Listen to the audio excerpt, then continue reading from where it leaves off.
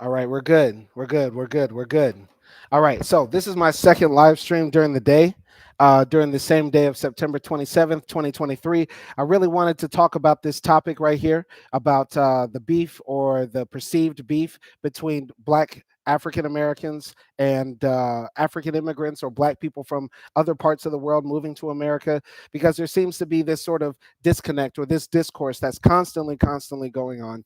And I wanted to talk about this article from the LA Times about it. I want to clarify everything for everybody right here, right now, because I am not ashamed of my lineage or my background. My mother is from Belize. Belize is a small country in the southern part of Central America, right? Like right next to Mexico, Guatemala, you have Belize. My father is from Alabama. He is a descendant of American chattel slavery, just like how my mother is a descendant of Black people who were brought to Belize by the British to be slaves there.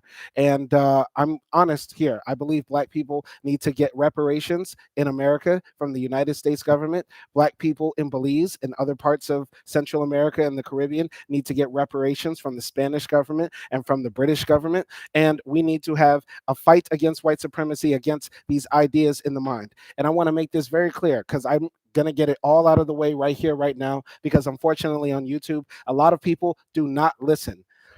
Will there be some people in every society who hate on immigrants, whether they be Black, white, or whatever? Yes, there will always be people who hate on immigrants. They can be ignorant Black people, they can be ignorant white people, right? I don't hate on immigrants. Generally, I have an okay view or a nonchalant view on immigrants because in my life, an immigrant has never done anything to me. An immigrant has never taken my job. An immigrant has never harassed me or harmed me or anything like that. Nothing like that.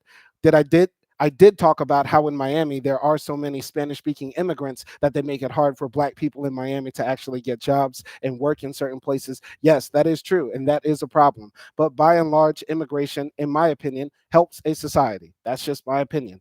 And I'm keeping it real. And I think that's based on facts and statistics. The majority of people who do crimes in a society are not immigrants. The majority of people who rob, rape, and steal, those are not immigrants. Those are usually people that were born in that country. The majority of people who use and deal drugs in a society are usually not immigrants. Let's keep it a buck. Let's keep it real. The majority of people who leave their homes, leave their cultures, leave their societies are not people who want to go to another country and cause harm and damage in that place. But let's get into this because I think this is an interesting article from the LA Times, and I think we always need to keep it clear.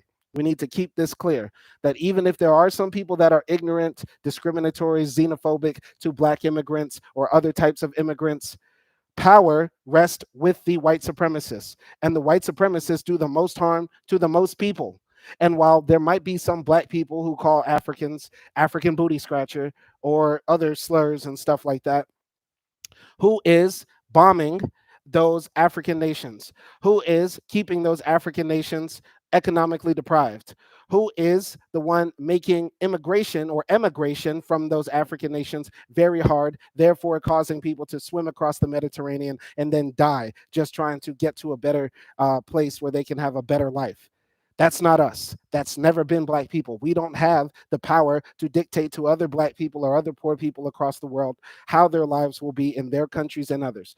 That power rests with the white supremacists, and we should always keep this in mind. So let's get into this. Black immigrants face more discrimination in the U.S. The source is sometimes surprising. This was written in the LA Times by a Black American, I believe, Tyrone Beeson, on September 21st, 2023. So let's get to it.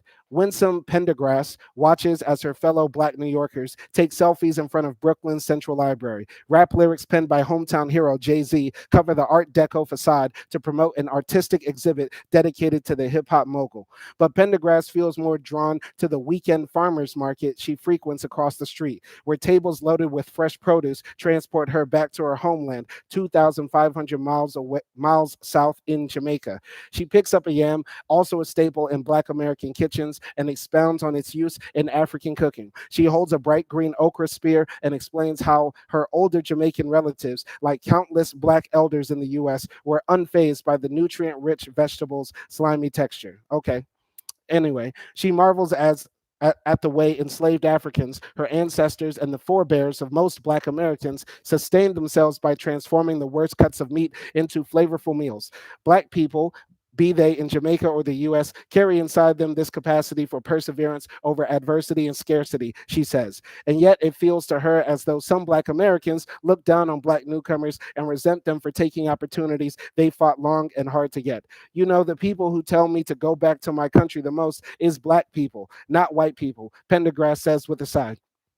Now, I never want to discount somebody's experience because my whole YouTube channel is based on me sharing my experiences as a Black person. You know what I mean? And nothing bothers me more than when I release a video talking about racism in Serbia, racism in Albania, racism in Turkey, and then non-Black people come and tell me that I did not experience racism, as if I was born yesterday and I don't know what the hell I'm talking about. So I'm not going to discount this woman's experience. But let's keep it real. Let's keep it a buck. We're keeping it absolutely real here. While there might have been a lot of Black people in her life telling her to go back to her country or that sort of thing, it's possibly because she lives mostly around Black people, like most Black people do, whether they be immigrants or Black Americans, meaning the people that were descended from slaves and don't know where we come from in Africa, right? So, of course, she's going to have more negative interactions with Black people because those are the majority of people that she's dealing with. But I am more than certain, if she grew up in an all white enclave or grew up somewhere out there in Maine or Montana or Nebraska, South Dakota, whatever, and she was surrounded by white people all her life, the stories would be very different. Not only would it be go back to your country, it would be racial slurs, it would be attacks on her hair, attacks on her body, things, that sort of thing. The type of racist attacks that the white supremacists do against all of us. So I hate when, Black Africans or Black people from the diaspora come to America and say, why are the Black Americans so mean to me? Most of the time, it's because you're living around the majority you're living around the majority of us, so you're going to have negative interactions more often than not. That's very, very, very clear. Duh, of course. But as we know, Black people are the main ones who support the Democratic Party. We're the ones who often support leftists, the mainstream leftist parties in America, and the leftist politicians. And what do all of the leftists have in common and the Democrats have in common by and large? They want to promote immigration. They want to promote immigration. They want to allow more people to come into the country. And you can debate whether that's good or bad, but the truth is, Black people have been supporting the Democratic Party and the left for a long time. So how can we be anti-immigrant? How can you say, oh, black Americans hate immigrants? And I'm not trying to put words in their mouth, but I'm just saying this. How can anybody say that when we've been the main ones supporting more people coming into the country, especially from Africa, especially from other parts of the world where the people are melanated? We've been the ones helping that happen. You get what I'm saying?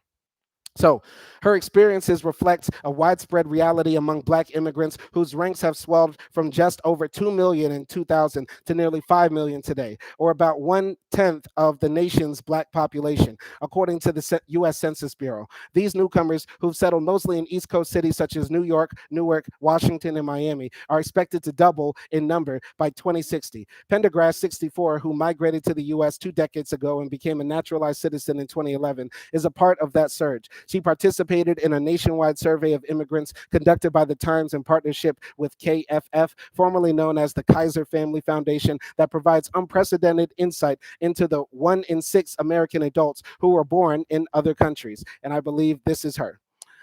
Those from Africa or the Caribbean experience a double burden of discrimination in the U.S., both as immigrants and as Black residents in a country with a long history of racism, according to the first of its kind survey. Black immigrants, for example, are more likely to report experiencing workplace discrimination and unfair treatment by the police. And while a third of immigrants overall say they've been told to go back where they came from, that figure jumps to nearly half for Black immigrants. And it would be impossible to say that the majority of these Black immigrants are being told to go back where they came from mostly Black people. It's impossible. It's impossible. The immigrants, as we're going to look at the statistics later, because I have them all pulled up, y'all see the tabs here.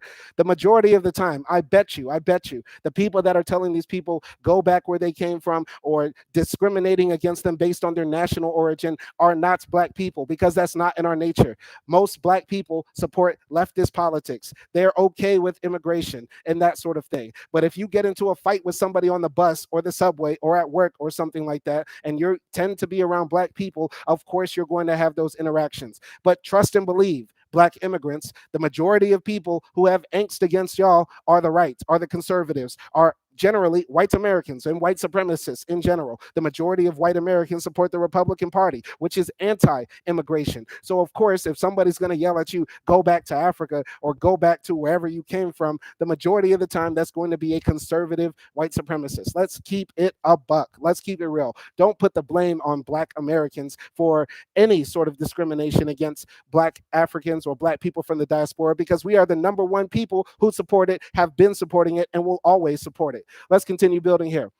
Pendergrass says those words are especially aggravating when they're spoken by citizens from her own race. There's this great divide. Oh, you're from the islands, Pendergrass says. During two separate focus groups this summer with immigrants from the Caribbean and sub-Saharan Africa, several said that they too have been dismayed to find that Black Americans treat them more harshly. As a result, they avoid associating with that community. So what do they do instead? Do they instead decide to associate with their own community, the island community, the African diaspora, or the whites, the people who really dislike them the most? I mean, keep it real. I think this is overblown. I honestly think this is overblown to say that Black Americans treat African immigrants the worst. The number one people who co-marry with African or black people from the diaspora who move to America are black Americans, like my father. There are several groups. There have been several studies proving that the majority of the time, if a black African migrates to America, they're more likely to marry an African, somebody else who comes from their own country, or a black American before they marry outside of their race or something like that. And of course, they're going to be living around us as well. And generally, we've been accepting of them in our culture. I'm gonna keep it a buck. Even though I said at the beginning I'm half Belizean, half American, I've never lived in Belize. I don't know much about Belizean culture. I identify as a black American. That's my only citizenship. That's the only culture that I grew up in. That has influenced greatly my worldview. So I view myself as a black American before any other hyphen, period. So in our culture, I can tell you for a fact, even though we might have jokes like African booty scratcher and that sort of thing, we are not like the white supremacists. Because when the white supremacists say F you N word or go back to Africa to me or any other black person, we know that if we hear that, that's not only directed towards me as a black American, descendant of slaves, it's directed towards all of us. It's directed towards all of us. The white supremacists don't differentiate between Africans, Jamaicans, Dominicans, Brazilians, that sort of thing. They view us all the same. So we have to be on the same code and page. But unfortunately, a lot of the times, the African migrants and the black people from the diaspora come to America with white supremacist thinking and hate on black Americans who are already here. They come in and say, oh, the black Americans are lazy. Look at all this money and opportunity around in America. And they're just still upset about slavery and Jim Crow in the past. They need to get over it and move forward. I've heard that myself. I grew up in a house where my mother, unfortunately, expressed some anti black views. I heard her say some stuff that's crazy, like stuff that you would hear a white supremacist say. Honestly, she's gotten better with time as she's continued to live in America. And luckily, I know this sounds strange. She lives in Monroe, Louisiana, a very racist place in America. So she's surrounded by racist white people all the time. So she's going to get that sort of exposure to the truth. Honestly, that even though she might be Belizean, and she might think she's better or something than black Americans, the white folks let her know, no, you have a place in our society. So yes, a lot of the black immigrants and black Caribbean people come into America with some anti-black views. And so then, of course, they're probably going to ruffle the feathers of black Americans who have been here fighting against white supremacy, fighting for immigrants to come. And then they probably said something stupid. And then, of course, we have to check them real quick. But unfortunately, a lot of these people aren't in tune with our culture where we roast each other, tell each other the truth, tell it to each other bluntly. And so then they get all butthurt like somebody's attacking them for being Jamaican or African. Let's just keep it real. Let's keep building here. So Pendergrass takes special offense to the hostile attitude because when she's not working as a private nursing assistant for seniors, she often demonstrates and lobbies public officials for affordable housing and tenants rights in largely low-income black and brown neighborhoods. I'm fighting for all black people, she says. She flashes back to an incident that happened on a crowded city bus when President Trump was in office. A black man refused to make space for her when she tried to sit, and the two exchanged words. A black woman who was listening chimed in. I guess she picked up on my accent, Pendergrass says. The next thing that she said was, I can't wait till Trump runs them back home. Let them go back to their country. I said, are you addressing me? And she says, yes, Trump's going to run you out. The irony of the passenger's insult was too rich, given Trump's racism and his record of publicly disrespecting black women. I said to her, you better pray I'm here to defend you when Trump tries to run you to the land of no return. I don't know what the land of no return means, but I'll say this: any public transportation system, you're going to have incidents that happen. And I know I sound like the white people in my comment section who come and attack me or explain away the racism that I talk about, but I got to keep it real here. I got to keep it real. I was on the train yesterday here in Budapest, Hungary. And as I was sitting on the train, I had my arm out the window because it was very hot. I was wearing a suit, and this old Hungarian woman gets on the train and pushes the window closed while I'm sitting on the train. And then I'd look at her crazy, like, you did not just literally see me enjoying the breeze out the window. And the train was empty, so she could have sat on many multiple seats. So I told her, I want the window open. I was sitting here first. You can literally sit right across here where there are two empty seats. And then she started going off of me. So then I cursed at her, and then that was it. That's what happens on public transit. When you have people packed into a place, you're gonna have conflict. And that's just real. And there's also a lot of crazy people on the train and bus as well. Now, unfortunately, there are a lot of black people as well who have bought into the conservative rhetoric that Trump needs to kick out the immigrants because somehow the immigrants are hurting black Americans and that sort of thing. And that's a debate for another day. I'm actually not going to get into that, honestly. I'm not going to get into that. What I am going to say is this: you have a lot of crazy people out there in the world who believe all sorts of things, all sorts of things. But by and large, it is not in black American culture to hate on, discriminate against the African immigrants, period. Because number one, we are not the white supremacists. We don't have the power to go and conquer your countries, to put sanctions on your countries like Zimbabwe. We don't have the type to hurt your people and put embargoes on your country like Cuba, which is half black, and that sort of thing. We don't have the power to do that, so y'all shouldn't be coming to us talking about we're doing y'all crazy. So let's go here. How can someone who can also trace her ancestry back to the twin horrors of slavery and white supremacy see Pendergrass as an adversary? I'm not here to take anything away from an African American. I love my African American brothers and sisters, she says. The mandate for the descendants of enslaved Africans to show common cause with each other has been sown into the Jamaican psyche, Pendergrass says. Even so, some in Jamaica believe black Americans have lost touch with the shared heritage as they fought to achieve racial progress. No, I don't know where they're getting this from. This is crazy. If I don't I think the writer is trying to say that some Jamaicans think that, but black Americans have never given up on the fight against white supremacy or the shared collective force of joining black people around the world to fight against the evils that oppress us and all of mankind. I don't get how people can say that. Black Americans did not forget that one of our greatest leaders, Marcus Garvey, came from Jamaica, that Malcolm X's mother, I believe, or father, I forgot which one, immigrated from Grenada or one of the islands as well. We don't forget that our ancestors, a lot of them have ties to the islands and to other parts of the diaspora. I think Farrakhan's parents as well came from the islands as well. Hell, Simon Hill's mother is from Belize, and I am on the same team as anybody who is fighting against white supremacy and for the liberation of black people. I'm on that side. But I want to join with my Jamaican brothers, African brothers who want to fight against white supremacy, period. I don't get how people can say this and write this and honestly think it makes sense. Even so, some Jamaicans believe black Americans have lost touch with this shared heritage as they fought to achieve racial progress. We've been fighting for racial progress more than anybody in the world. I don't get how you can say this. It's not like in Jamaica they have a Martin Luther King type figure or Malcolm X type figure or Louis Farrakhan type figure. They don't have that in Jamaica. We have those guys. We have people like Muhammad Ali who lost everything because he said he didn't want to go to Vietnam to kill some people that have never called him the N-word. They don't have people like that. They don't have people like that. What they have in Jamaica are a bunch of people who put bleaching cream on. Let's keep it a buck. What they have in Jamaica are a bunch of people who put on bleaching cream and chase down fat white British tourists on the beach for money and try to panhandle to them. We don't do that in Black America. We've been standing 10 toes down with our head held high, fighting against white supremacy. We don't put on bleaching cream. We don't try to chase down fat white tourists to get visas and that sort of stuff. We don't do that. So I don't know what they're talking about here. This is crazy. They disown their own people.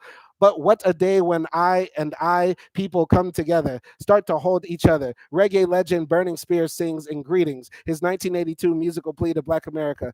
What a feedback the wicked gets. They disown their own people. I don't know who Burning Spear is. I've never heard their song. I don't know if he's talking about Black Americans, but even if he is, it's not a message that resonates at all. It's not. We've been in solidarity against white supremacy since the very beginning, and anybody who wants to join us in the fight against white supremacy is more than welcome. More than welcome, whether they be white or black. All right. So, walking past stately apartment blocks near the library, Pendergrass points out that a Jamaican activist, Marcus Garvey, helped foster Pan Africanism and Black pride in the early 20th century among migrants in Harlem who had escaped the racial violence of the South. Let's keep it real. Marcus Garvey had to get popping in America. He got kicked out of Jamaica. The Jamaicans didn't want to hear that black liberation talk. They had images of white Jesus in church. They were trying to suck up to the British.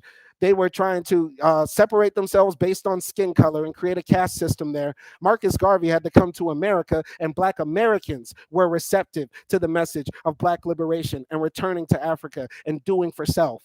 Jamaicans initially weren't. Let's keep it real. Let's keep it real.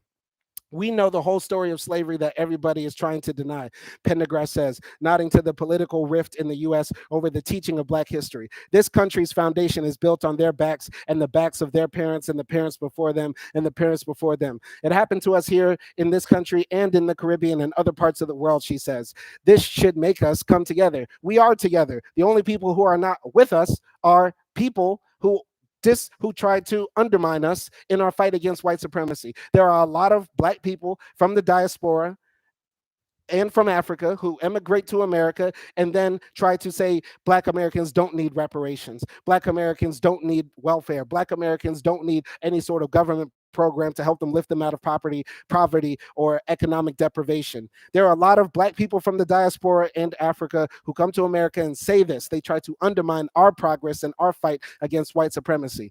And that's what's wrong. We are together. We are unified against the evil forces of the world. Y'all aren't. Let's keep it real. Pendergrass first visited America in 1999 through a U.S. government program for Jamaican agricultural and hospitality workers. A trained pastry chef, she was given a job cooking on the 5 a.m. shift and unloading supplies at a Bob's Big Boy restaurant in Petoskey, Michigan, earning $4.75 an hour. Pendergrass said yes when she was asked to work for the restaurant chain again the following year. So the work was grueling, and Pendergrass recalls white residents hurling the N-word and throwing beer bottles at her and her Jamaican co-workers as they walked home. But nothing could dim her enthusiasm to someday build a new life in a land that seemed to overflow with possibilities. She eventually got married and settled in New York. Okay, so of course she dealt with real racism up there in rural Michigan. So why aren't we talking about that? Why are we talking about black people disrespecting black immigrants when there when I'm sure she has more than enough stories to tell about all the time she was called the N-word and harassed by racist white people up in rural Michigan? Why are we talking about this? Why are we talking about black people who might have made a few jokes at her or she had a few confrontations on the bus when there are real, powerful white supremacists who would love nothing more than to run her and her entire family and people like her out of the country? Last time I checked, black Americans by and large are not on some anti-immigration wave, kick the immigrants out. The only reason some might be on that wave is because a lot of the people from the diaspora in Africa come to America and are very disrespectful to black Americans, and we're not tolerating that. But let's continue. But nothing could dim her enthusiasm to someday build a new life in a land that seemed to overflow with possibilities. She eventually got married and settled in New York. The U.S., with its rugged individualism and hard-edged capitalism, outwardly bore little resemblance to her homeland of dreadlock Rastafarian visionaries and righteous reggae singers. I hate this image of Jamaica that everybody's Rastafari and reggae and spiritual and hippie. Like, The people in Jamaica are not like that. The Rastafari are like a small cult on the island, and reggae is like, old school music, like listening to like 70s soul, like Motown and that sort of thing. Like people are into dance hall, and people dress like the rappers in America now, and people wear button down shirts like this and go work at the bank just like any other group of people. The people of the Caribbean are like very respectable, very square, similar to like how my mom's side of the family is. They're very, shirts tucked in all the time, very respectable, like Sidney Poitier type of vibes. Those are the people of the Caribbean. They're not all Rastafari, I and I, like that sort of thing. I don't get why people continue to push out that narrative that Jamaica's like that. It's not like that at all. It's full of bleaching cream and people trying to chase down the white man at the beach, trying to get a visa to go to London. Let's keep building. So, Jamaica may be a vacation paradise, but if you happen to be from there, it's hard to get ahead, she says. Poverty, crime, lagging healthcare services, the indifference of powerful nations that extracts natural resources while doing little for everyday people. Many factors have spurred her compatriots to flee the island. And yes, they are fleeing the island because they're not staying there to fight against the forces that are oppressing the black people there. When you go to Jamaica, the richest people are indigenous white Jamaicans. There are white people who are Jamaican. There are Chinese people there. There are Indian people there. They're all doing very well because they extract and exploit the black people there who are powerless to fight back against the forces because they're divided. They have a color caste system there. The people there are fighting over who speaks English the best and that sort of thing, who has the most education, but they're not over there fighting against the white supremacists in Jamaica who are literally raping the country and forcing the people to feel like they have no other choice than to flee to America. Y'all are crazy. Y'all are crazy. In a country with that many black people, y'all should be in more control. Not just black faces in high places like the president or prime minister or whatever, but being in control of the economy of that place and making sure that the black people there, and there's only about 1 million people in Jamaica, they need to make sure that they do well. But instead, when you go to Jamaica, the richest people there, white foreigners, white people who are indigenous there, Chinese, Indians, and then the black people suffer. Let's keep it a buck. So, born in Jamaica's capital, Kingston, Pendergrass grew up around her mother's side of the family in the hilly Tangle River district of St. James Parish, 15 miles above Montego Bay's turquoise waters and plush resorts. The area was once a refuge for escaped slaves known as Maroons who fought fiercely against their British captors. Everybody knew how to corner a chicken before slaughtering it and boil shredded coconut to make oil, Pendergrass says. Neighbors split what little they had with those in need. The agrarian spirit of self-reliance mixed with egalitarianism still emanates from Pendergrass. I'm country, she says, slipping into her people's sing-song patois. If somebody came with a goat right now, she jokes, I'd milk the goat at the drop of a hat. Flipping through handed down copies of Ebony and Jet magazines as a youth, she fawned over glamour shots of black hitmakers such as Diana Ross, Black American, Smokey Robinson, Black American, all the while daydreaming about living in their country. Yes, because in Black America, we are the symbol of Black excellence across the world because we are people who don't run from oppression. We are people who fight against oppression. We are people who shine in spite of the racism and bigotry and discrimination that we face. We are people who are excellent. We are the face of black people across the world. So I don't know why this article is just surrounding this one experience of this one Jamaican woman who said that a few black people on a bus told her that to go back to her country and that Trump was going to run her out. Because if we spoke to more black people from the diaspora, and hopefully this article does, and we're halfway through, hopefully, they talk to more who can speak up on behalf of Black Americans who have always defended the Black immigrants from the diaspora or from Africa coming to America. We've always defended them. We've always voted for the politicians that have let them in. We've always stood up for their rights. Whenever a Black man is killed in America, whether they be immigrant or otherwise, we always riot and stand up for them. There have been plenty of stories of Black men who have been like Haitian, Jamaican, from other parts of the Caribbean who have come to America, like in New York, and the police harass them, beat them up, shoot them, kill them, and we always marched and protested. The whites didn't do that. The white supremacists didn't do that. The Puerto Ricans, the Hispanics, the Asians didn't do that. Black people have always stood up for other black people, no matter where they came from in America, when they faced racial discrimination, period. So I don't get why this woman is talking about in this article, black people, they call me African booty scratcher, they call me coconut, they call me all sorts of things. They told me to go back to Jamaica and all that sort of stuff. How about you talk about the fact that when you were in Michigan, you were getting called the N-word by racist white people up there in rural Michigan? How about you talk about the fact that Black Americans fought for the right for other Black people to come to America when the white supremacists did not let y'all in for centuries?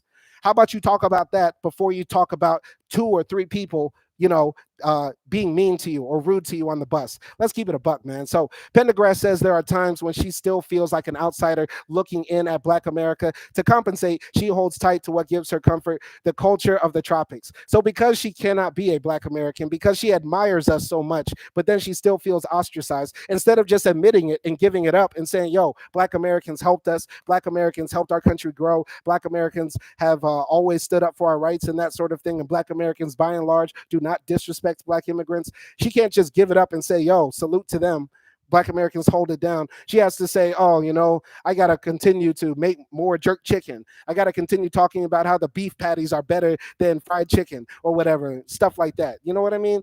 Let's continue building. So she goes to the farmer's market now just to buy vegetables and specialties like wildfowl, the familiar lit. I've never heard that word. The familial lilt in the voices of her favorite Afro-Caribbean sidewalk vendors rings like music in her ears. She converses with a designer from Suriname in South America who's selling handmade shirts and dresses in tribal African prints, and with a fellow Jamaican she knows as Sister Tracy, who offers spices and herbal remedies. Pendergrass sometimes helps a friend sell food at the annual West Indian Day Carnival and Parade as colorful floats and dancers wind through Brooklyn. On a stroll through shady Prospect Park next to the market, she spots a Black man doing aerobics to Michael Jackson's Don't Stop Till You Get Enough. He looks as excited as Pendergrass to see other Black people in this mostly white neighborhood. I'm from Trinidad, he says, between rhythmic knee lifts to Pendergrass and me, a Black American reporter. One love. Pendergrass bursts with laughter over her fellow islanders' giddy call for solidarity. It's not just immigrants in New York's thriving communities from the Caribbean and Africa who celebrate her idea that we are all one Black people. And yes, we are one Black people. And I'm not against Black people from the diaspora or from Africa clinging on to their cultures, right? If you come to America and you only want to click up with Nigerians, you only want to click up with Trinidadians, you only want to click up with Jamaicans, fine, do that. You can do that. But do not, under any circumstances, come to America and denigrate Black Americans, because Black Americans have been fighting for the Nigerians. Black Americans have been fighting for the Trinidadians. Black Americans have been fighting for the Jamaicans. We've always embraced y'all, because we know that y'all will never be as bad, no matter how backwards your mind is, no matter how twisted your mind is, no matter how much y'all say white supremacist talking points. Y'all will never be white supremacists. Y'all will never have power to dictate over us. And we know that y'all are going to experience what we've been dealing with for years, which is white supremacy full in your face when you come to America. That's what we tell the immigrants. Some of the immigrants listen, some of them don't. Some of the immigrants fall in line and say, you know what, we're on code, we're with you, Black Americans in the fight for justice. Thank you for getting us over here. Thank you for helping build us up. Whatever. Y'all give it up, and we salute those people. Who we don't respect are the immigrants who come and take dumps on us, because that's not right. We don't dump on y'all in y'all countries, period. We tell y'all build up, y'all come together. Black people should be one. Africa should be one. We've been saying this. They should not make this seem like Caribbean people, Jamaican people, whatever, have all been saying Black people are one, because they're not. They're not saying that, because if you go to Jamaica, they got color caste system. They be like, oh, she's colored, or she's light skinned, or that sort of thing. They differentiate each other based on how light they are, who has the closest proximity to whiteness, and they build caste systems on that. You get what I'm saying? But in America, we don't do that. We don't do that. We don't look at Beyonce as higher on the social cast just because she's light skinned and that sort of thing. We always look at our light skinned brothers and sisters as one and the same, because we are the only ones who really act like we are all one Black people, because we don't do that color caste system stuff like in South Africa, like in other parts of Africa, like in the Caribbean. We don't do that. We don't say, oh, she's light skinned, so she must be higher up, or he's light skinned and that sort of thing, or he's dark skinned, so he's on the lower caste. We don't do that. We might make jokes about that. We might make jokes like, oh, he has Black Air Force One energy and that sort of thing, or she's a red bone and that sort of stuff. But these are just comments. These aren't actually ingrained social castes that we have within our society, within Black American society, period. We are united against white supremacy, first and foremost. We don't really care about the African immigrants as long as y'all are on the same page with us, which is Black people support each other. We are on code against the white supremacists, and that's it.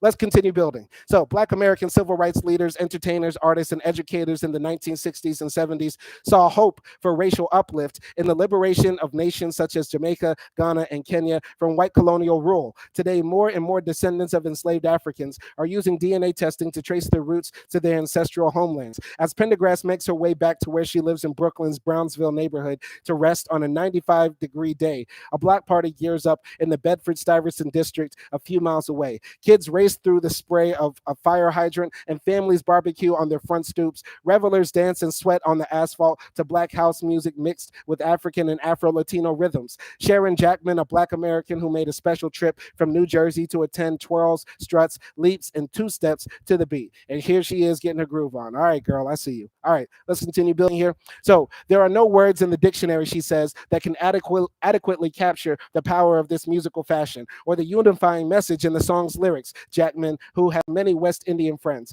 came dressed in what she called her cultural attire, a tropics-inspired white blouse with ruffled lace sleeves, white pants, and a Panama hat over a yellow head wrap.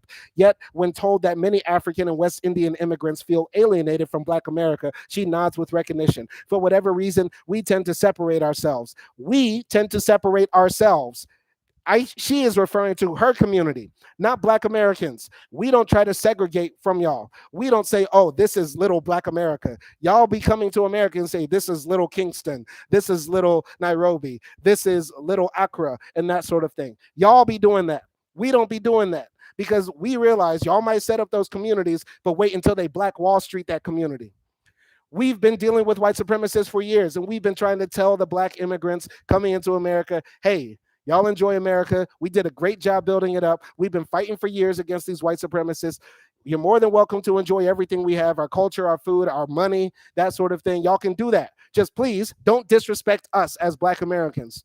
Instead, what do a lot of Black immigrants do in America? They disrespect us behind closed doors. I spoke about it before. I heard it with my own ears from my mother's side of the family because she is from Belize. And even though my mom is now reformed, she's reformed. I'm going to keep it real. She used to be a bit coonish. My mom used to be a bit coonish, but she's good now. She's good now because she hung around enough white supremacists that she now knows that talking down on Black Americans is not a good look. Because the only people who defend the marginalized, the oppressed, and oppressed in America constantly, over and over again, are Black Americans, period. Nobody else does it. Nobody else does it. The women's groups don't do it. The LGBTQ plus IA, whatever, they don't do it. The Hispanics don't do it. The only people who consistently stand up against white supremacy and violence against marginalized groups, Africans, Black people from the Caribbean, are Black Americans. We are y'all defenders. We are y'all protectors. Because if it wasn't for us, y'all wouldn't even be able to become citizens. We're going to look into that. That's called the 14th Amendment. Bet y'all don't know about that. Let's continue building, though. So the detachment is all the more difficult to reconcile because many Black people from the U.S. also struggle with being the other, she says. Unfortunately, being born in this country, we lose something as far as heritage, connection, and spirituality, Jackman says. She's troubled that this angst sometimes manifests as resentment against foreign-born Black people, when for her, their ethnic pride is an inspiration. In Brownsville, Pendergast has conjured up a Tangle River oasis in the grassy area inside the gate of a 3-story apartment complex. She grows peppers, tomatoes, and cucumbers along with leafy kalalu, similar to collard greens in Black Southern cuisine. Sunflowers bob in the morning breeze. I want to read up here. We lose something as far as heritage, connection, and spirituality. She's troubled that this angst sometimes manifests as resentment against foreign-born Black people, when for her, their ethnic pride is an inspiration. All right, let's clear this up right here, right now. There's a lot of the times the Black immigrants come to America and say Black Americans have no culture.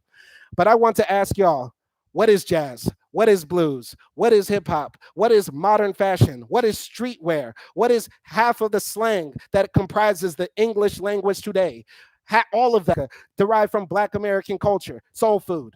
Let's keep it real. We are the culture. Black Americans are the culture. So a lot of the times the African immigrants come in and say, look at these Black Americans. They have no culture. They're uncivilized. They forgot who they are. No, we know who we are. We know we are Black in a white supremacist world. You, African from Ghana, you, African from Nigeria, you, Black person from the Dominican Republic, you, Black person from Jamaica, you don't know who you are because you come here and you continuously just think if I work hard and pull myself up by my bootstraps like the white man told me to do, I'll be fine in this society. We've been doing that. And what have we got? Nothing. That's why we're trying to let y'all know the white supremacists are the most evil, sick people on the planet because they will trick you into believing that your brother who is with you in the struggle against oppression is your enemy and that they are your friends. Let's keep it real. I'm keeping it so real today. This is Simon Hill Keeps It Real. And I'm so sick of these sorts of narratives coming out about Black Americans having hate or antagonism against Black people from the diaspora. We do not. We do not, period. We are the ones who built up Marcus Garvey after the Jamaicans said, Marcus, you better get out of here. We are the ones who always supported the liberation struggles, period. We support the Haitians coming across the border. We were the one telling the U.S. do not invade Haiti. We are the ones telling the U.S. stop abusing Black people at the border. We are the ones telling the U.S. don't you dare invade an African nation for its oil or its gold or its minerals. If it wasn't for Black Americans, there would have been 20 Iraqs in Africa. Y'all saw what America did to Iraq. Went in that country, destroyed its culture, destroyed its people, bombed them back into the Stone Age. Why do you think they didn't do that to the Democratic Republic of Congo? Why do you think they didn't do that to Kenya? Why do you think they didn't do that to Uganda? Why do you think they didn't do that to any African nation you can think of? There's more gold, oil, minerals in Africa than any other place in the world. The only reason they didn't do it is because of us. We're the ones telling them, don't you dare do that. We will tear this mother up if you decide to touch our brothers and sisters in Africa, period. Let's keep on building, man. So she stoops to pluck weeds around delicate yellow flowers.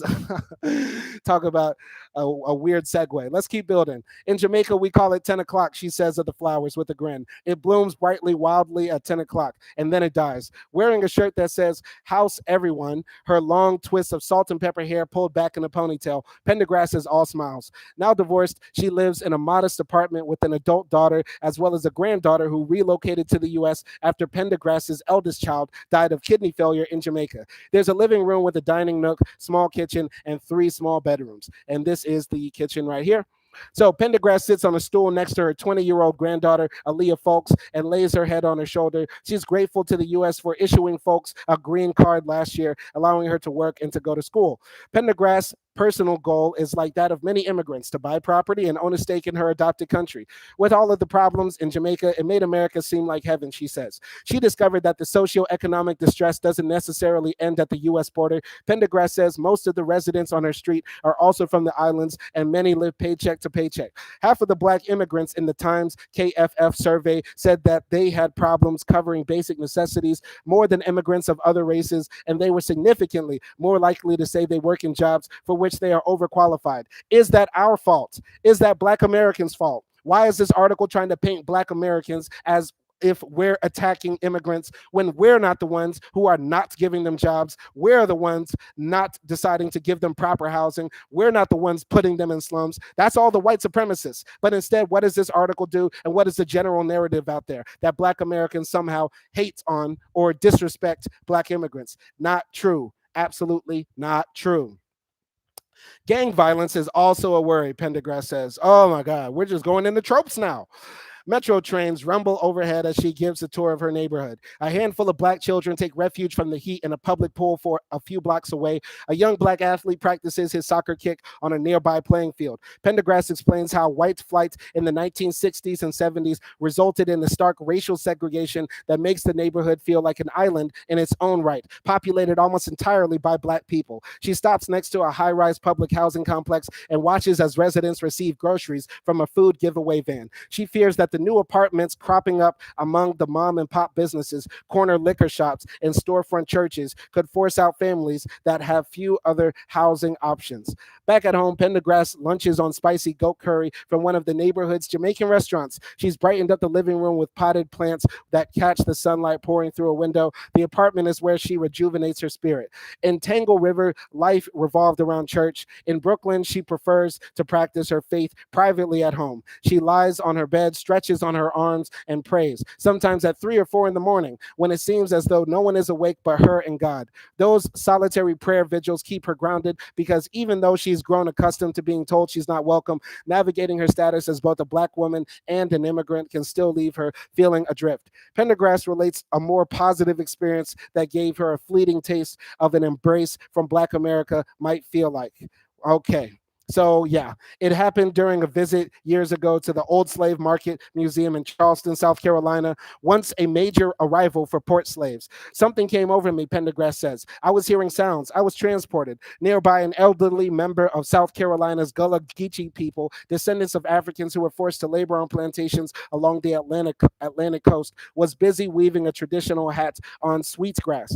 The woman's gaze was so piercing, it sent goosebumps up Pendergrass's arms. We started talking, and I'm watching her hands. Pendergrass says, the same craftiness of the people in Jamaica who make the broad hats from thatch. It was the same pattern, she says. They're glad to see you, girl. They're glad to know you're here. Pendergrass suddenly realized who the woman was talking about. The ghosts of the Africans who have been imprisoned and auctioned on the site where the museum stands. Spirit knows spirit, the woman said. Oh my God, is this what heaven is going to be like? Pendergrass recalls thinking, everybody's going to see me and recognize me and know that I'm a part of the clan. Listen, oh God. Okay, so Miss Pendergrass, you are a part of the clan. You're a part of the clan that we welcomed you into. You are more than welcome to be in America. You're more than welcome to be a citizen. We will embrace you as a black woman from a different ethnic heritage. But your story is similar to ours. You are a descendant of the people who were enslaved. Your culture, while it might be different, while you might speak a little bit different patois, come here acting as if you're holier than Black Americans or that you're better than Black Americans. I'm not implying that that's what she is saying in the article, but this might be the mentality that she didn't actually want to express, because she's talking a lot in this article that Black people are xenophobic, that they're supporting people who want to kick out immigrants and that sort of thing, because that's never been us, period. Period. By the way, this is a live stream. I have the chat open right here. If anybody wants to leave a comment and talk to me and leave a comment about how they feel about the situation, let's build on it and discuss together. But I want to build on this topic right here. The Black immigrants that are coming to America. Where are y'all talking about this? The number one people who are abusing y'all, throwing you in cages, making you get strip searched, sexually assaulting you, and that sort of stuff. Let's keep it a buck. It is not us. It is not us at all. Abuse reports from detained Black immigrants disproportionately high, advocacy groups say. So this was written by Andrea Castillo, published on October 27th, 2022. After analyzing the records of nearly 17,000 calls between 2016 and 2021 from its National Immigrant Detention Hotline, Freedom for Immigrants released a report Wednesday that it and other advocacy groups say indicates a pattern of racism and abuse toward Black migrants. That's not coming from us. That is not coming from us. It's not from Black Americans. We don't control the prison system here at all, at all.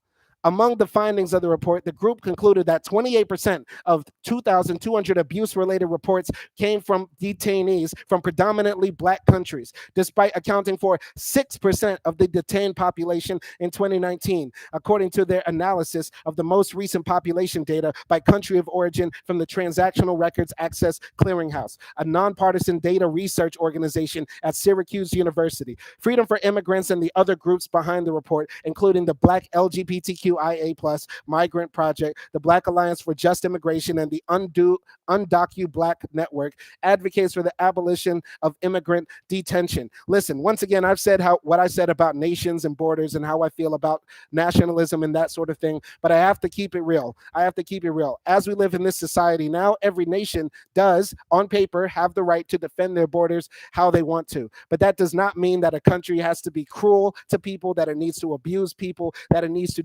detain people unjustly or unfairly for indefinite amounts of time. And And yes, if 28% of the people who are reporting abuse are only 6% of the population of that prison, yes, I think we can indicate that that is some racism there. The numbers don't lie. Those are disproportionate numbers for people that are being abused in the prison system. But by people who are immigrants. Remember, guys, we're talking about immigrants coming to America. And remember, there's a claim out there. There's a claim out there that Black Americans are the ones abusing Black immigrants. But we don't control the prison systems. We're not the ones knocking y'all upside the head, throwing y'all in cages. Let's keep it real. According to the study's methodology, the analysis assumes that detainees calling from Black majority countries are Black. The authors filtered call records for phrases indicating verbal or physical abuse, such as medical neglect, assault, and N-word. So they're assaulting those people, not giving them medical attention, and calling them racial slurs behind bars. I wonder who's calling Black people the hard R. Do you think it's Black Americans, or do you think it's the supremacists? Let's keep it a buck. So, Alexis Pons Abascal, a spokesman for U.S. Immigration and Customs Enforcement, said in a statement to the Times that the agency is committed to ensuring that everyone in custody is safe and under the appropriate conditions of confinement. He said ICE encourages people to report allegations of misconduct. For people that don't know, for people watching my channel who are outside of America, ICE stands for Immigration and Customs Enforcement. It's the organization that basically polices the border, throws people out of the country if they've overstayed, etc., etc. So personnel are held to the highest standards of professional and ethical behavior, and when a complaint is received, it is investigated thoroughly to determine veracity and ensure comprehensive standards, which ICE is required to follow, are strictly maintained and enforced, Pons Abascal wrote. Black migrants are placed in solitary confinement at higher rates than non-Black migrants, according to the Black Alliance for Just Immigration. In some facilities in the South, including Etowah County Jail in Alabama, Stewart Detention Center in Georgia, and Richwood Correctional Center in Louisiana, Black people were almost twice as likely to report experiencing abuse compared with detainees of other races, the group's report notes. And let's remember, guys, this is a small amount of people. The majority of people that are sneaking into America from America's southern border are Hispanic people from Central America who are phenotypically not Black. You wouldn't look at them and say they're Black. But the majority, not the majority, but a good amount of people, 28% of the people who report being abused in jail are Black people. 28% out of 6% of the ICE correctional holdings population, 6% are Black and 28% are reporting abuse. What does that say, man? So in May, Marlisa Joseph, a 22-year-old detainee at the Baker County Detention Center in Florida, said she was in line for the commissary when a guard used a racial slur and lunged at her. Joseph, who was born in the Bahamas and is Black, told the Times she had complained weeks before the incident to other facility staffers about the guard's treatment of detainees. Joseph said word got back to the ground who confronted her in the commissary line. She said the guard attempted to run toward her but was held back by other staffers. Joseph said her request to press charges were dismissed. She was transferred to Immigration and Customs Enforcement custody in July 2021 after completing a jail sentence for robbery with a firearm and is appealing her deportation order. She said she worries for her safety if she is released. Now, I got to keep it real. If you're a criminal, if you try to rob somebody with a gun, yeah, I think there's grounds for you to be kicked out of the country. Let's keep it a buck. But I want to keep it real, guys. The majority of people think that Black Americans are the ones who are, committing all the crime in America. Black Americans are the ones who are the most gangster, who are doing the most in America. It's not true. A lot of these immigrants as well are committing violent crimes or attempting to commit violent crimes in America. Not saying all of them, but it is true. And if you do commit a violent crime in America, yeah, you got to get the boot, buddy. You got to get the boot. We got the white supremacists to deal with. We don't have time to be dealing with, brothers from across the border coming in trying to rob somebody with a gun. Let's keep it real. It's really mentally abusing, she said. I'm not used to having people scream at me when you complain. They say, if you don't like it, go back to your country. The Baker County Sheriff's Office did not respond to a request for comment from the Times. Report authors said that the true share of hotline calls from Black immigrants is probably undercounted and that more data on the treatment of Black people in detention is needed. Freedom for Immigrants didn't begin gathering racial demographics from hotline callers until last year, and ICE records only detainees' countries, and ICE records only detainees' country of origin.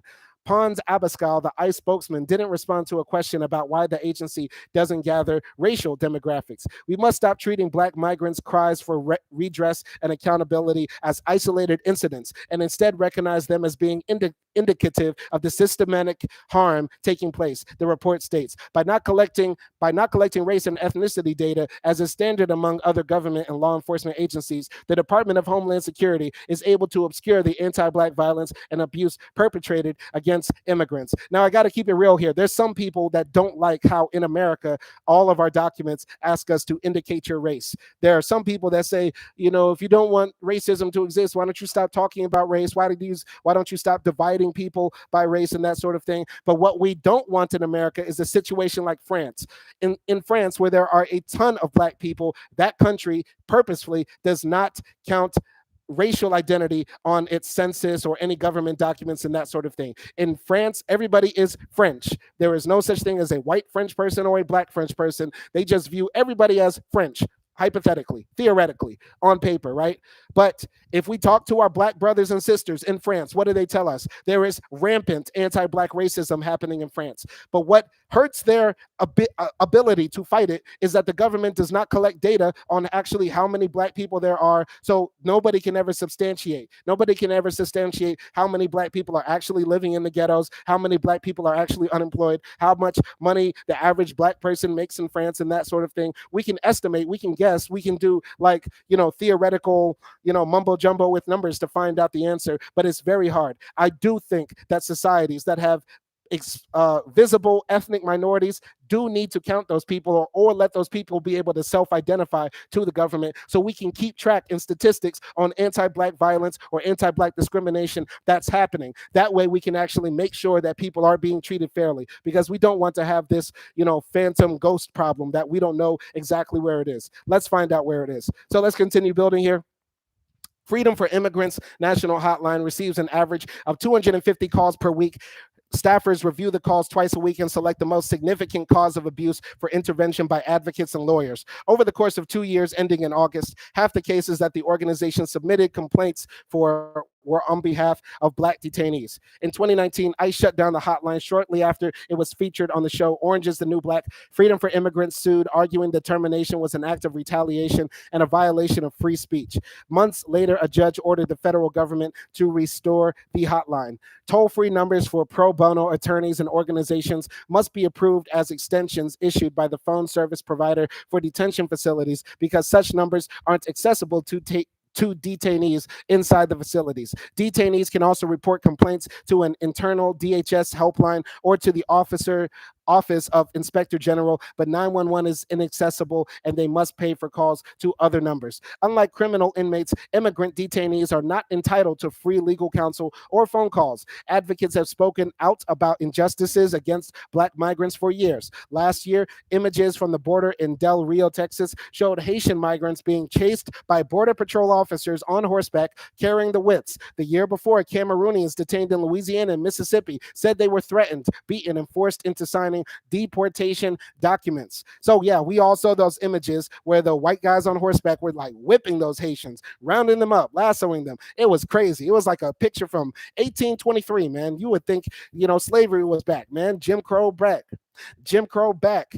God, all them white boys saying Jim Crow back. It was crazy how the Haitians were getting chased down. And yet the Haitians come here and they tell Black Americans, y'all better pick yourselves up by the bootstraps. Y'all better stop complaining about the white man. Meanwhile, the white man got y'all whipped up in Texas, man. Let's keep it a buck. Let's keep it real. And I'm going to say this about the laws. I think immigrants who come here illegally and they get detained by ICE or other organizations, they do need to get the same treatment by the criminal justice system as any other person. Just because they are not a citizen does not mean that they do not have human rights, right? The right to due process, the right to an attorney, the right to a fair trial, and that sort of thing. And I think that not allowing those people to make phone calls or talk to attorneys is inhumane. That's not fair. That's not fair. And my basis for judging what's fair and unfair is how would I like to be treated if I ever did something so stupid as stay in a country illegally, like I did in Tunisia. I would like to be given an attorney. You know what I mean?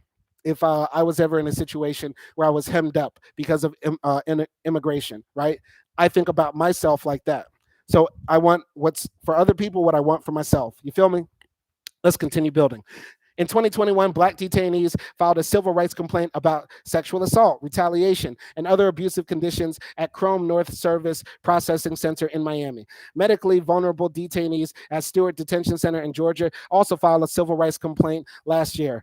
Hadi Gassama, Policy and Advocacy Director with the Undocu Black Network, which is among the Black-led immigrant rights groups that worked on the report, said it's important to recognize the historical context and connections between mass incarceration and immigration detention. It makes sense that Black migrants feel the heaviest brunt of the immigration detention system in a similar way that African American people in this country disproportionately feel the heaviest brunt of its criminal justice system, she said. Black migrants are facing the double punishment of sorts. I really hate when people point out that as if it's a given, as if we need to live with that truth, because we can change that truth. Black people in America don't need to be the number one people that are abused by the criminal justice system.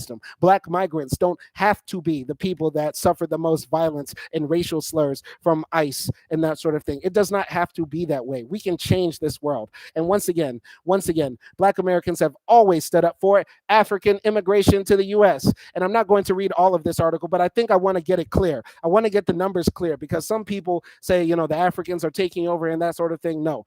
Black Americans, the foundation of America, the Black people who have been here since the very beginning of the country and even before, are will continue to remain the majority of the Black people that are in the US. They're a very small number. As we see here, there's only about 3 million sub-Saharan African Americans, meaning Black people from Africa, who are in the US and that sort of thing. And we're not counting people from the Caribbean and that sort of thing, but the number is mostly very similar. And meanwhile, Black Americans are about 40 million, give or take.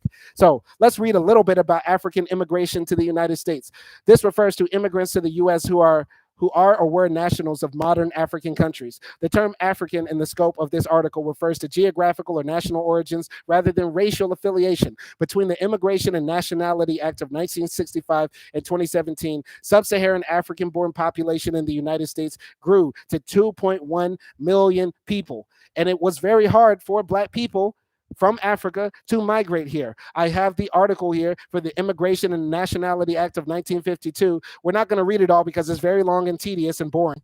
But I'm going to just summarize it for you. Back in the day, there was a quota. They used to have a quota for the countries of people that could come in. Your country's quota could not exceed more than 3% generally. So if 3% of people in the U.S. were that thing, they could not come into the U.S. anymore. They would not allow any more immigrants from that thing, right? And they also kept it very restrictive on the types of people. Basically, they only said white people could come into the U.S. And as we see from the total from the African Union for the years up here on this chart, right, from 1922, 1925, 1930 to 1965, people from the African Union, 122 came in 1920, right? 1,200 came in like 1925. 1,200 came in again in 1935, and then 4,200 came in around 1965. Those are very, very small numbers. And keep in mind, this is all of the African Union. Those people might be from Morocco, they might be from Egypt, they might be from Libya, they might not be from Black Africa, like Nigeria and that sort of thing. And as we see, when a different sort of immigration and nationality law was passed a few years later, then that's when we get the explosion of Black people into Africa. So this is the national origins formula, something like that. I think that's another type of quota that they had back there. So from 1965, 1966, 1968, 1969, and 1970, when the quotas officially for countries were abolished, let's look at the African Union. Where's the African Union? So they just put all of Africa together. So that's not a bad number. That is a very bad number, but let's look here. 4,000, I believe in like 1960, or 1,300 5 years later, 1,600 another 5 years later, 3,300, 4,500 a few years after that, and the highest number was 6,700. And what year was that? 1970.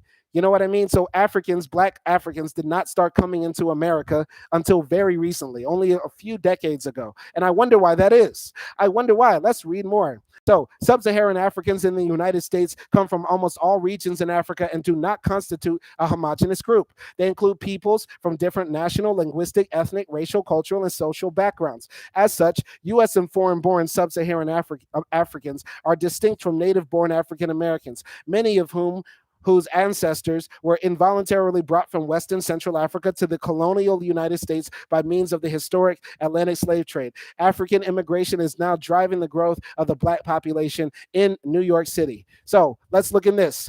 In the 1870s, the Naturalization Act was extended to allow aliens being free white persons and to aliens of African nativity and to persons of African descent. I don't believe that quote is true. Don't believe that quote because there's no citation there. So let's look here. Several laws enforcing national origin quotas on U.S. immigration were enacted between 1921 and 1924 and were in effect until they were repealed in 1965. While the laws were aimed at restricting the immigration of Jews and Catholics from Southern and Eastern Europe and immigration from Asia, they also impacted African immigrants. The legislation effectively excluded Africans from entering the country. Wow, up until 1965, basically, black Africans were not allowed to enter the country. Let's keep it real. The Emergency Quota Act of 1921 restricted immigration from a given country to 3% of the number of people from that country living in the U.S., according to the census of 1910. The Immigration Act of 1924, also known as the Johnson-Reed Act, reduced that to 2% of the number of people from that country who were already living in the U.S. in 1890. Under the system, the quota for immigrants from Africa, excluding Egypt, totaled 1,100. The number was increased to 1,400 under the 1952 McCarran-Walter Act. That contrasted to immigrants from Germany, which had a limit of 51,227. So the white supremacists were purposefully limiting how many black people could come, but they kept it wide open for Germans to come. So let's look here. So let's just look at this part. Who are the Africans? Let's look at the majority. Let's look at the numbers right here. So people of African ancestry by 2010, the largest groups are Nigerians at around 264,000 in America, Ethiopians at 202,000, Egyptians at 197,000, Somali at 120,000, Cape Verdean at 94,000, Ghanaian at 91,000, Moroccan at 82,000, South African at 57,000, Kenyan at 51,000, Liberian at 51,000, Sudanese at 42,000, Sierra Leone at 16,000, Cameroonian at 16,000, Algerian at 14,000, Ugandan at 12,000, Senegalese at 11,000, Congolese at 11,000, Zimbabwean at 7,000, and the rest are negligible, meaning the numbers are so small. Or maybe they're not filling out their census data. You know, a lot of people are born on January 1st. They don't want to get caught up. Let's build real quick on this. So let's build about the history of laws concerning immigration and naturalization in the United States. So during the 18th and most of the 19th centuries, the United States had limited regulation of immigration and naturalization at a national level. Under a mostly prevailing open border policy, immigration was generally welcomed, although citizenship was limited to white persons as of 1790, and naturalization subject to 5-year residency requirement as of 1802. Passports and visas were not required for entry to America. Rules and procedures for arriving immigrants were determined by local ports of entry or state laws, and processes for naturalization were determined by local county courts. In the course of the late 1800s and early 1900s, many policies regarding immigration and naturalization were shifted in stages to a national level. Court rulings giving primacy to federal authority over immigration policy and the Immigration Act of 1891 led to the establishment of the U.S. Bureau of Immigration and the opening of the Ellis Island Inspection Station in 1892. Constitutional authority was later relied upon to enact the Naturalization Act of 1906, which standardized procedures for naturalization nationwide and created the Bureau of Naturalization, initially joined with the Bureau of Immigration, later from 1933 to 2003. Both functions were part of the Immigration and Naturalization Service. After 2003, the Immigration and Naturalization Service split into separate agencies under under then newly created Department of Homeland Security. Naturalization services and functions have been handled by U.S. Citizenship and Immigration Services. Immigration services and regulations have been divided between administration and enforcement within immigration and customs enforcement and border inspections under U.S. Customs and Border Protection. So basically, the U.S. was an open door for any white person. Any white person could have showed up in the U.S. for like the first 200 years. For the first 200 years, it was like wide open for only white people. For only white people in the US. You didn't need a visa, you didn't need a passport. All you needed was to be white, and you could show up at the US and that sort of thing. And they kept it that way. Now imagine the black people that tried to show up and they tried to get in here. Let's look here.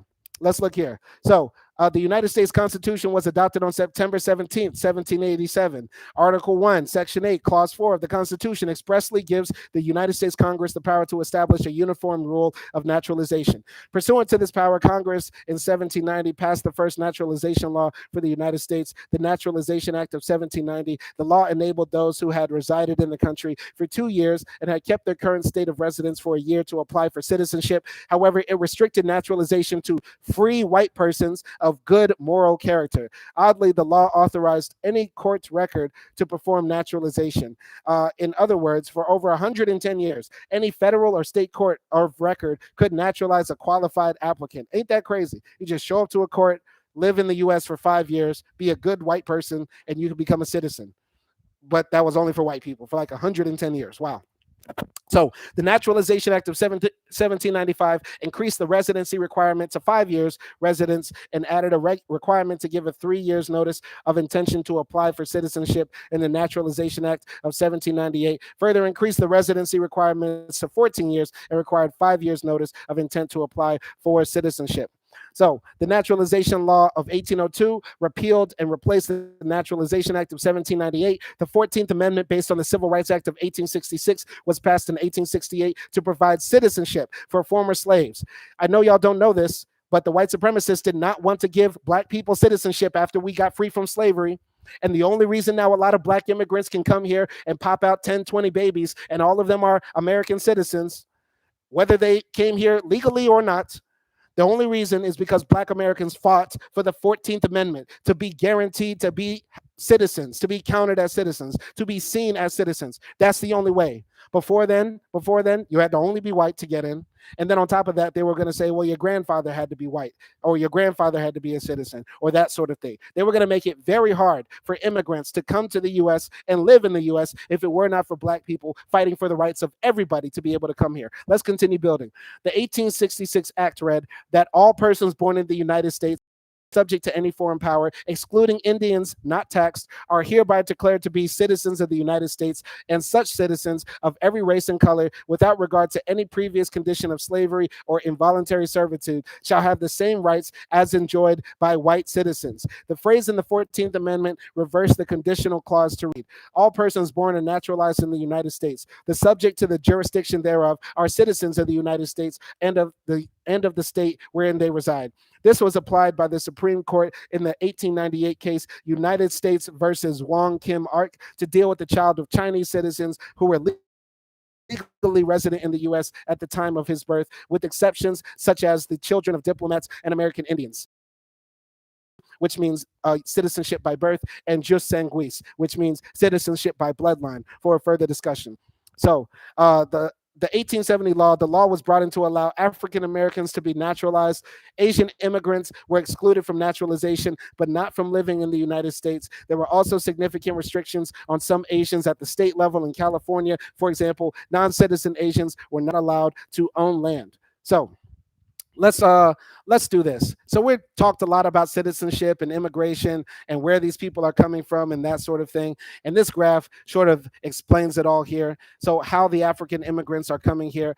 Most of them are coming because of relatives that are in the U.S. We have some people who are refugee and asylees, family-sponsored preference, diversity visas, which is basically like a lottery. You put your name in a hat and they might call you out, and employment-based preference and that sort of thing. So this is how the immigrants immigrants are coming. There's only about 3 million African immigrants in the US and about the same number for black people from other parts of the world, like the Caribbean and that sort of thing. But let's keep it a buck. The whole reason we're talking about this for everybody who's jumping into the live stream now, because I see a lot of people are jumping in now, is basically this.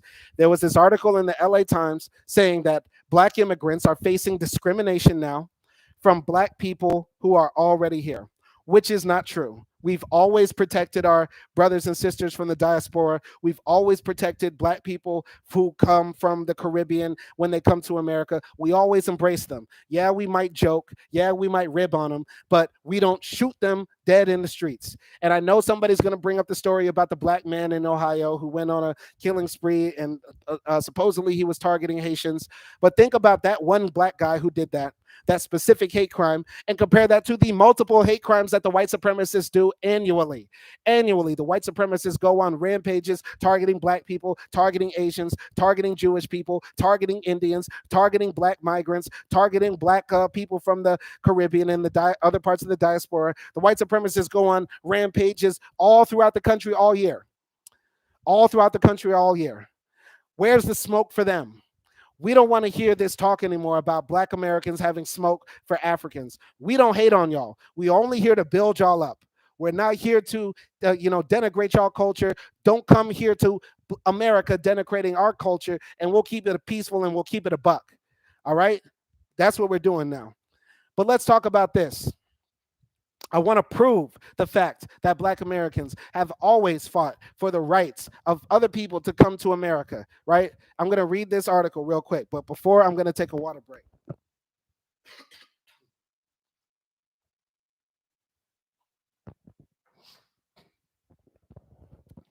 All right, let's go. This article is from United States Conference of Catholic Bishops, How the Civil Rights Movement Influenced U.S. Immigration Policy. This is by Todd Scribner, USCCB Migration and Refugee Services. Standing before Congress on January 8th, 1964, President Lyndon Johnson delivered his State of the Union address. Here he called for the abolition of all forms of racial discrimination, calls that anticipated the passage of the Civil Rights Act some 6 months later, and committed his administration to lifting by legislation the bars of discrimination against those who seek entry into our country. Americans often think of civil rights legislation of the following years as being only pertinent to the African American community, but it in fact had important implications for the formation of migration policy. From the days of slavery, when the forced migration of African Americans brought countless men, women, and children against their will to work as slaves in the fields and factories across our land, to the early decades of the 19th century, when wide swaths of people were excluded from migrating to the United States because they were considered racially unfit for self-rule. Race has been intertwined with the migration of people to the United States and in policy decisions made by its political leaders. Absolutely true. Facts. For blacks, the consequences of their forced migration into slavery, the denial of basic human rights promised to them under the Constitution, and the total disregard for their God-given human dignity was not fully confronted until the late 1950s and 60s. The Civil Rights Act of 1964 and the Voting Rights Act the following year signify an important effort to right the wrongs of the past. To this day, the struggle to come to terms with the economic, political, and cultural consequences of this experience remains a flashpoint in American life. For others, including Asians and Eastern and Southern Europeans who were effectively forbidden entrance into the United States for decades, the spirit of the civil rights movement provided an important turning point in the formation of migration policy and its relationship to race. Absolutely. The civil rights struggle, every time black people fight for something and we win, the whole world wins. Everybody takes inspiration from our civil rights movement. Everybody takes inspiration from black Americans standing against the most repressive, evil, maniacal government on the planet that has the most guns, that has the most toxic weapons, that has the most capacity to eradicate us. We stand up to that all the time, and everybody looks up to us for that. And we continue to fight and stand up against the evil that oppresses the world, which is white supremacy. And everybody wins when we win. And that's why everybody should be on our side. Let's continue building. By the early 20th century, eugenics was popular among many of the elites of this period and became championed as a science that could differentiate between superior and inferior races. Opponents of immigration often turned to a eugenic based logic to affirm the superiority of Anglo Saxon bloodlines and the inferiority of others whose ancestry originated most anywhere outside of Northern Europe. The latter were often deemed unfit for self rule due to low intelligence, uncivilized behavior, and other social and personal characteristics that were taken to be grounded in their racial heritage. Allowing large numbers of inferior peoples to migrate to the United States would only serve to dilute the native Anglo Saxon stock and provide a biological threat to the American way of life. This rationale, when accepted by legislators and political elites, provided immigration restrictionists the opportunity to push restrictions on immigration from countries deemed less desirable. The high watermark for these efforts came with the passage of the Immigration Act of 1924, when the implementation of a quota system that determined the number of migrants allowed in from each country in the Eastern Hemisphere. Western Hemisphere countries were exempt from the quota. Ain't that something? Ain't that something? See, with the white supremacists who are in power, they're always concerned. They always have this paranoia about the perceived inferiority of others, even though most of them admit that the darker skinned peoples of the world, the melanated peoples of the world, have stronger genes. They have the recessive genes, and they are the weaker of the races, even though race is a social construct. But if we are to pretend like race is real, then the white supremacists have to acknowledge that they are on the weaker end of the spectrum. But let's keep it real. They use these pseudo-scientific ideas to then perpetrate policies that are harmful to other people, even to their own people. Now, today, white supremacists see all white people as white. But back in the day, 110 years ago, oh no, the Eastern Europeans, the Slavs, oh, they're subhuman. They're almost as bad as the Negroids and that sort of thing. See, the white supremacists just sort of make it up as they go, and they end up shooting themselves in the foot because their logic makes no sense. They're not standing on the basis of truth and justice and actually human dignity and humanitarianism and actually wanting to develop and build their countries for the benefit of all. If they can't benefit from it solely, they don't want anybody to benefit from it. And that's why they continually try to destroy the United States in backhanded ways. They not allow the good immigrants to come in regardless of race. They don't allow people to come and develop the country that want to come here and earn money and that sort of thing. It's ridiculous what the white supremacists do. But we, Black Americans, as we've been reading in this article, our civil rights struggle advocated for these immigrants to come here, advocated and made it possible for immigrants to gain citizenship just by being born here or their children being born here and that sort of thing. So we deserve respect. We don't tolerate any sort of disrespect from African migrants or Black people from the Caribbean who want to come here and disrespect our lineage and our struggle. Get on our side or get lost. Let's go.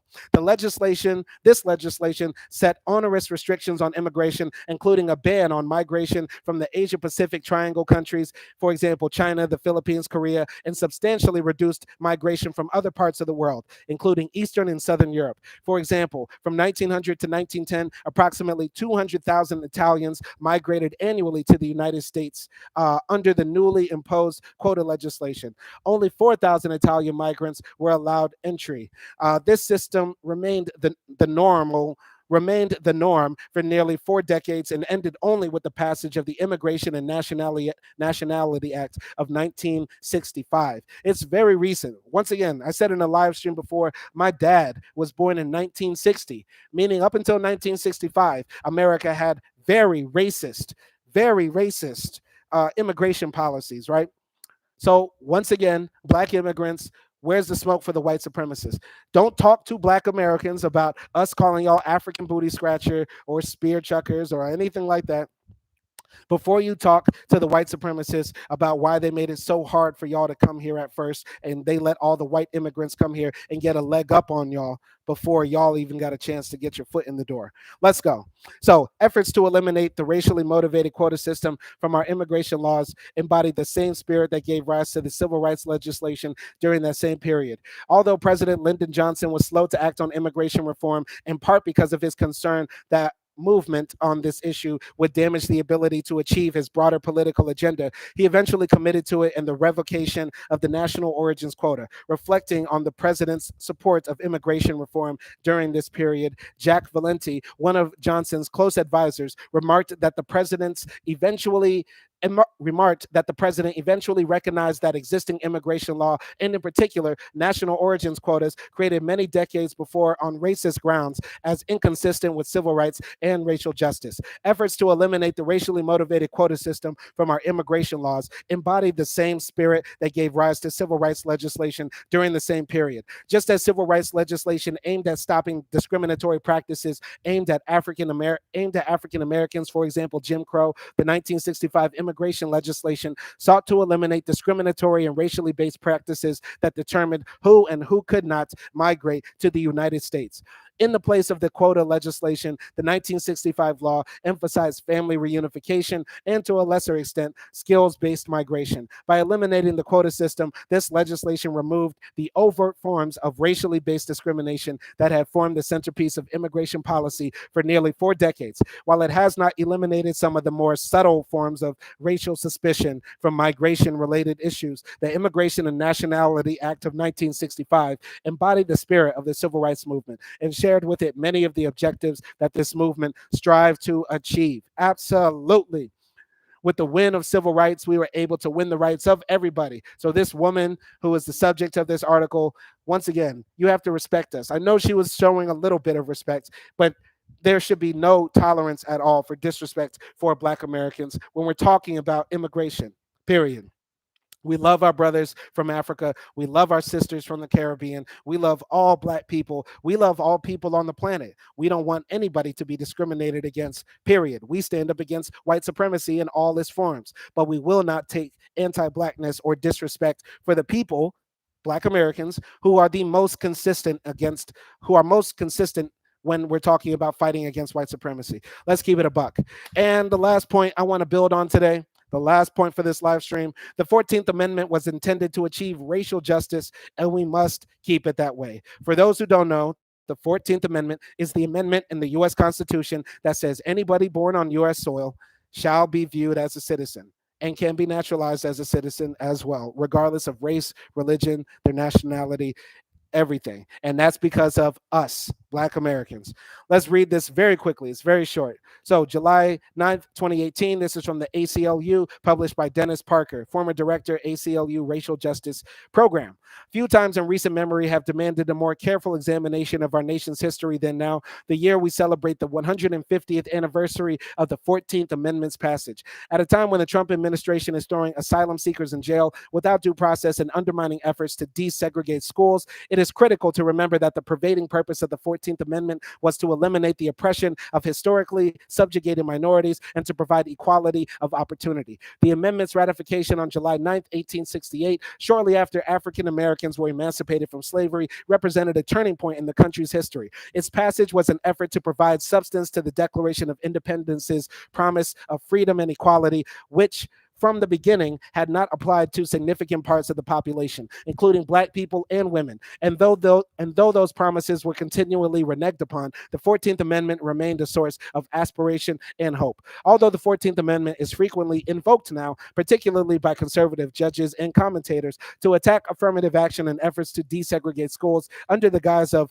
color blindness, the 14th Amendment was never a colorblind document. The amendment was enacted specifically for purposes of assisting newly freed Black people. Although the 13th Amendment ended slavery, it left uncertain the status of those who had been kept in bondage. The infamous Dred Scott case had held that Blacks had no rights that whites were bound to respect and denied them citizenship. The 14th Amendment was necessary to make clear that Black people, as well as anyone born in the country or naturalized, were American citizens. The Trump administration has made clear, loud and clear, its disdain for any programs that consider race in college admissions, which betrays the 14th Amendment's unambiguous history as a statute offering Black people protection in areas replete with discrimination. The 14th Amendment was enacted with the intent to support a series of race-conscious programs that were created at the time to aid Blacks newly emancipated by the 13th Amendment. A series of programs such as the Freedmen's Bureau, Special Assistance for Black Civil War Veterans, and Special Relief to Blacks in the District of Columbia were enacted in the period following the Civil War in the face of opposition, arguing the programs would make a distinction on account of color between the two races. Vetoes of the Freedmen's Bureau Act were overridden twice by Congress, and the 14th Amendment was enacted in the midst of the discussions regarding these acts. The road to equality, by way of the 14th Amendment, was not always an easy one. Some of the most ignoble policies and practices, such as forced racial segregation in public schools and public spaces, and the incarceration of Japanese Americans and the people of Japanese ancestry during World War II, were found to be consistent with the Constitution, and as time has passed, its initial emphasis on addressing the rights of freed Black people has shifted substantially. Despite the setbacks, the 14th Amendment has been vital in protecting the equal protection and due process rights of a greater number of people, whether assuring counsel and a bias-free jury, working in conjunction with the First Amendment to assure freedom of worship, guaranteeing the rights of same-sex couples to marry, protecting the right to vote, supporting the right of transgender students to receive access to education, prohibiting racial segregation in schools, ending restrictions against mixed race marriages, supporting the right of women to have access to birth control and abortion, or protecting the rights of immigrants. The 14th Amendment has been a powerful tool in the protection of rights and liberties of all Americans. I salute my ancestors. I salute my ancestors. And anybody who comes to America, and I know I've been talking about Black Africans and people from the Caribbean, but let's keep it real. America is a country full of immigrants. And I have to keep it real. Any immigrant who comes to America talking down on Black Americans, you can shut the front door. Shut the front door, because we made it possible for you to even get over here. That's a fact. This is a fact. The 14th Amendment has guaranteed rights for everybody. Black people fighting for the rights, just to say we were citizens after we built the country with our blood, sweat, and tears, made it so the Arabs can come over, made it so the Chinese can come over, made it so the Japanese can come over, made it possible for all the Latin Americans to come over, and African immigrants and people from the Caribbean. Everybody can come to America and become a citizen, and their children can become citizens automatically because of us, because of what we did, because of our fight to make sure that we, after we built the country, we were treated like citizens. And we continued to fight even though they disrespected our rights as citizens, and we never ran away. Except me, because I'm filming this video in Budapest, Hungary. I can't deal with the guns. Can't deal with the guns, guys. Sorry. Yo, but the amendment's 150th anniversary is not solely an occasion to celebrate. Rights won, even after long, protracted struggles, can be lost. In the current political climate, one in which efforts are being made to limit the enforcement actions of agencies and departments which once sought to strenuously enforce the 14th Amendment, and one in which judges are selected for their antipathy to rights secured on behalf of people of color and other vulnerable populations, the 14th Amendment faces the realistic possibility of being stripped of its authority and its ability to stand as a bulwark against oppression. We cannot take the 14th Amendment for granted. Instead, it's imperative that we use every means at our disposal to assure that the amendment continues to serve as a path to freedom and full equality for those who need it the most. All right. I think I made my point clear. I went crazy today in this live stream. So I hope y'all felt it. Listen, I see that nobody's in here right now, but y'all are going to catch this on the playback. This has been another legendary live stream. And I just want to conclude with this. We love our African brothers and sisters who come to America. We love our Caribbean brothers and sisters who come to America. We love our Afro-Latino brothers and sisters who come to America. We love our Afro-European brothers and sisters who come to America. We love all of y'all. We love even the non-Black immigrants who come to America. We love everybody as Black Americans. But nobody should disrespect us, because we don't disrespect y'all. We're not the ones shooting up your synagogues, churches. We're not the ones burning your houses down. We're not the ones discriminating against y'all when it comes to employment and jobs. We don't do that as Black Americans. We know that that is the job of the white supremacists, and we know it's our job as Black Americans to fight against them. We're going to fight against them. Now, whose side do you want to be on? The side of the white supremacists who have always lost, or us who have always won and have been David against Goliath facing oppression? Make a wise choice. All right, so this has been another legendary live stream. Thanks for watching. My name is Simon Hill. I'll probably catch y'all tomorrow. Y'all check out all the content I released today. We're going hard building up this channel. Y'all support your boy. Peace.